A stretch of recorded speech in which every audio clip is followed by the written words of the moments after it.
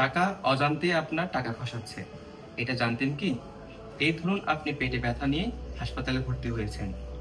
চিকিৎসকরা জানালেন ব্যাকটেরিয়া সংক্রমণের কারণে আপনার এই দশা। জেনে রাখুন বেশ কিছু ক্ষেত্রে আপনার পকেটের টাকাই আপনাকে অবস্থায় দাঁড় করিয়েছে। অন্তত বিজ্ঞানীদের এমনটাই দাবি। বিজ্ঞানীরা জানাচ্ছেন টাকার মধ্যে জীবাণুর খোঁজ মিলেছে। টাকার লেনদেনের সাথে জীবাণুর লেনদেন হচ্ছে। আর এভাবেই এসব ক্ষতিকর জীবাণু পৌঁছে যাচ্ছে আপনার হাতে। একটু অসতর্ক হলেই সেই জীবাণু হাত থেকে বেরিয়ে যেতে কতক্ষণ। জীবাণুর আতুর ঘর হয়ে উঠেছে এই টাকা।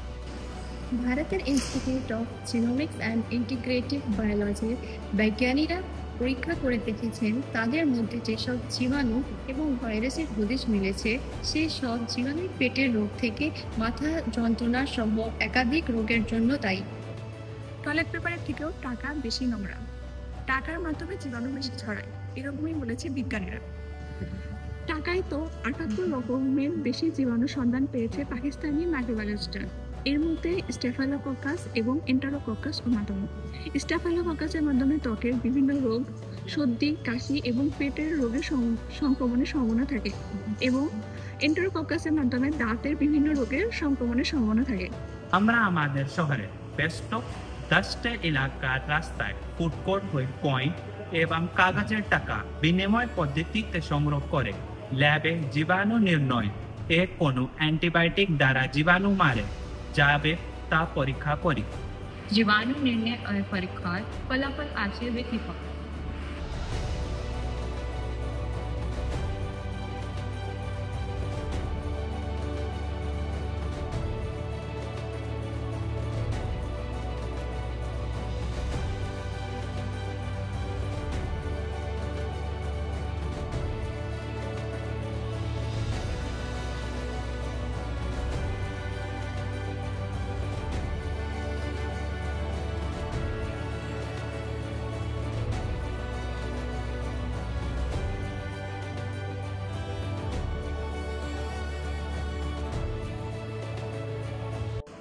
विभिन्न खराब जीवाणु पाया जाए कच्चर पड़े।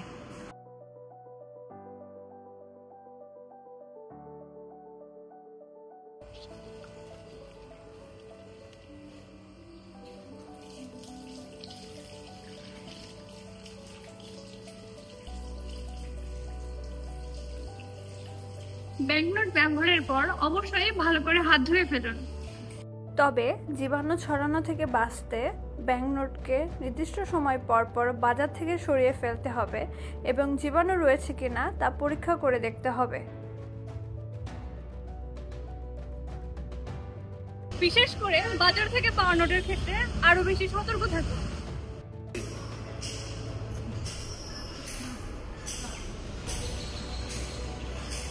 কারণ মুখে লালা দিয়ে টাকা গোনা একদম উচিত নয়।